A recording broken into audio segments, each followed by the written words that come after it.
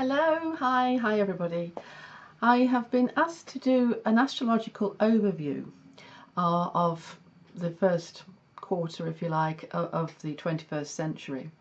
And I think that's entirely appropriate because we do at the moment seem to be rushing so fast through the years, and everything is so chaotic and busy. It's sometimes difficult to draw back and think, what's all this about? Where are we headed? So I think just a recap for some people of my work, but maybe for others an introduction. I want to look at the astrological overview as I see it for the 21st century, and hopefully that'll be useful for your considerations of right, okay, I think I know where I am now. where are we headed? I think I've got an idea. But it is, of course, just my own astrological observations and interpretations of the sky. Okay, so we're looking really at the year 2008 really for where it all began in terms of the financial crash, which was some 10 years ago. I'm recording this in 2018. But in the sky, what we could do is really go to the year 2010, and we could look at the period up to and beyond 2020. 2020 is a pivotal year, but we could go up as far as 2014 to get an overview that kind of makes sense to the bigger picture. So during this period, we have had a major aspect in the sky between two planets, so a really dominating aspect, and that is the planet Uranus getting into a square or a 90-degree angle with planet Pluto, and this really is two heavyweights slugging it out. Masculine is represented by Uranus and feminine is represented by Pluto. So what we've got here is the archetypal duality, the archetypal war, the archetypal confrontation between the masculine and the feminine. And basically our whole universe is based on the tension between these two opposites. It's kind of like two teams of a tug of war teams pulling against each other. And you can see it through science, and the spiritual world. We have the emitter and the receiver everywhere, the feminine, the masculine, yin yang, night and day, dark light. It just runs through everything, and it is absolutely key to our universe. I often think this tension is the thing that actually keeps everything in matter, in molecules, and stops it from disappearing back into formless, invisible energy again. But anyway, so there we have planet Uranus and planet Pluto in this really sort of violent tension and collision. And the last time we had them in this 90-degree aspect was in the 1930s, with all the tension and horror that went on there, because eventually it became a Second World War as nations sought to dominate other nations, and it went into really terrible realms. And so there have been, and I have made comparisons to the 1930s, but there is a difference this time, and I want to make sure I get that difference across to you. So I'll come to that shortly, but let's just stick with the Uranus-Pluto square for now. The origins of this one began in the 1960s, the middle of 1960s, 1965, 66, that sort of thing. So we can look there for what began, what was given birth to at that point. And an American called Licklider, Joseph Licklider, I love that name, he kind of like scratched on the back of an envelope the interface between the storage of technology and human beings, and so began the very concept of the electronic data transferal systems, the internet and the mouse, everything that we've got now. And so here, with the Uranus-Pluto square in these years from about 2010 going through to maybe 2019, we can see how there is a confrontation between high-speed data technology, information technology, science, very fast growth, onslaught, if you like, of new scientific discovery in the electronic and data, and artificial intelligence, a big one. We can see the massive growth in that, which is the Uranus side, the masculine side, And then on the Pluto side, the feminine side, we can see the struggle that the Earth is having to keep up. We can see the difficulties that are coming out of this onslaught, because look at the Arab Spring, for instance. So countries that were steeped in the old ways, had old traditions, more slower feminine ways, you could say, more yin ways, were suddenly given access to the iPhone, for instance.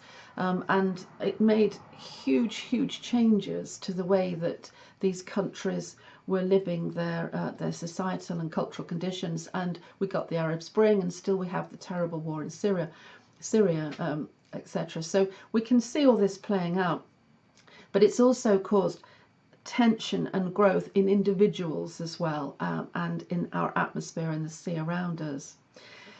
And I think it's interesting to reflect on what is different now to the 1930s. Now I'm going to pull up two things really. I'm going to point to the fact that between the 1930s and now, we have had a huge growth or rise in women's rights, in respect for the feminine.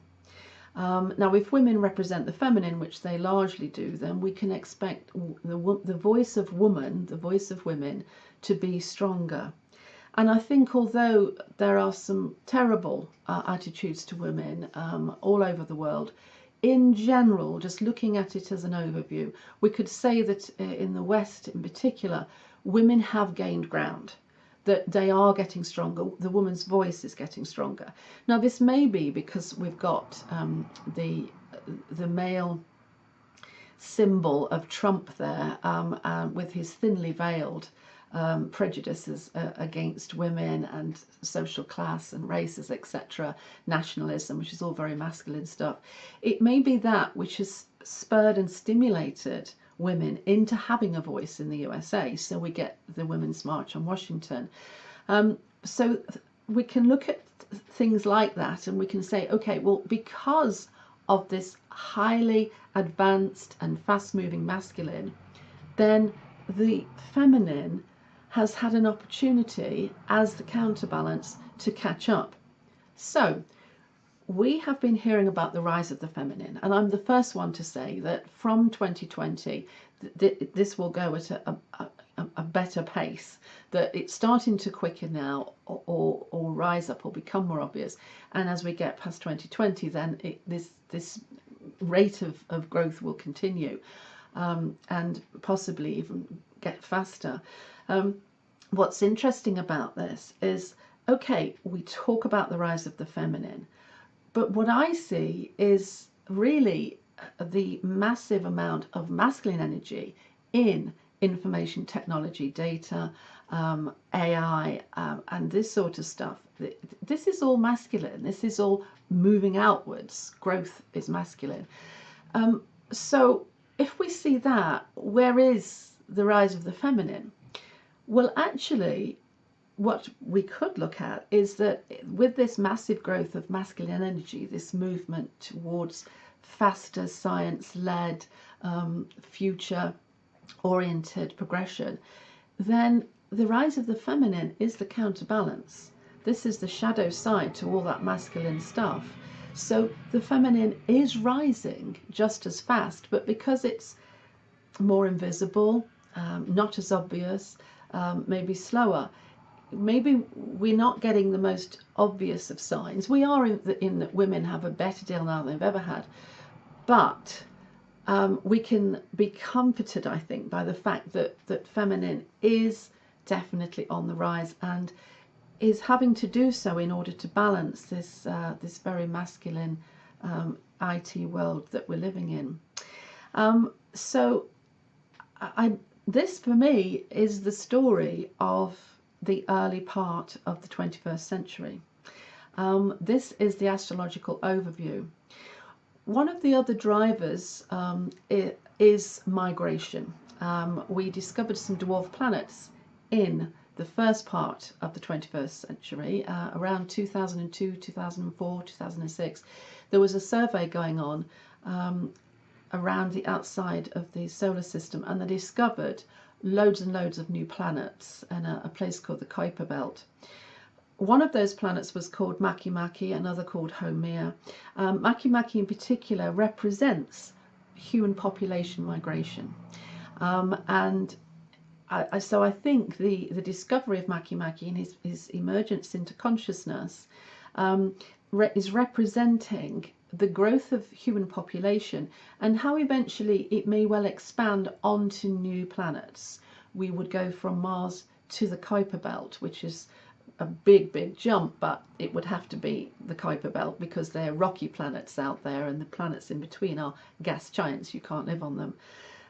So in general, we're looking at fast growth of the masculine, information technology, artificial intelligence, etc.